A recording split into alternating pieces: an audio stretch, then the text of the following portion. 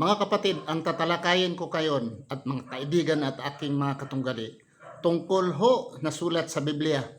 Ito ay kabulastugan at kaignorantihan at kalukuhan kung sino mang nagsulat dito sa Biblia.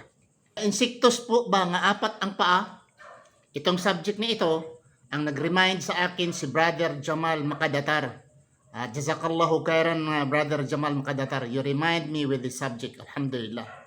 Sa Biblia, basahin ko. Leviticus 11:20. Sinasabi dito sa Cebuano. Mahugaw usab alang kaninyo ang tanang gagmayng mananap nga pak-an nga adunay upat katiil. Pak-an, insektos. Nga pak-an mga insektos. Nga pak-an, upat daw ang tiil.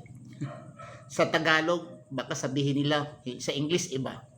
Dito sa NIV, sinabi dito sa Leviticus 11:20 NIV, all flying insects that walk on all fours.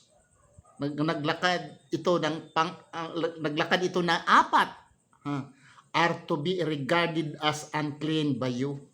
Tanong, mayroon bang flying insects nga apat ang paa?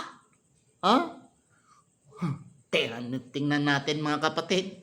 Tanungin natin si Mr. AI para marinig ninyo mga kapatid. Tanungin natin si AI. AI, magtatanong lang ho ako sa iyo. Dahil ho sa Biblia, mayroon dang mga insektos, flying insects, nga apat ang paa. Totoo po ba? Scientifically, historically, nga may insektos na apat ang paa, AI, ipaliwanag nga sa amin. Ang mga insekto ay may 6 na paa, hindi 4. Walang kilalang insekto na may 4 na paa lamang. Ang Leviticus 11 sa Biblia ay nagbanggit ng mga lumilipad na insekto na may 4 na paa, ngunit ito ay isang interpretasyon na hindi tumutugma sa modernong entomolohiya. Mali po, sa nasulat dyan, mali ang Leviticus 11:20 na mga insektos may 4 ang paa. Mali po o tama?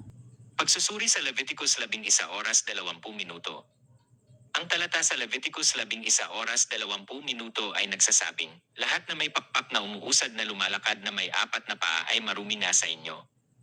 Ang mga insekto ay karaniwang may 6 na paa, kaya ang talatang ito ay maaaring hindi tumutugma sa scientific na kaalaman. So, maraming salamat AI. Okay. So, nadirinig nyo mga kapatid? Insektos, lumilipad, insektos. 4 ang paa. Scientific pala ang Bible. Anak ko naman. Hindi ba ito kalokohan? Kabulastugan? Ilaron ta daw. Bantog si Banuta. Ilaron man ta ninyo. Baulinti. Kabulandong man ni ay. Wa ay gid bro. Okay.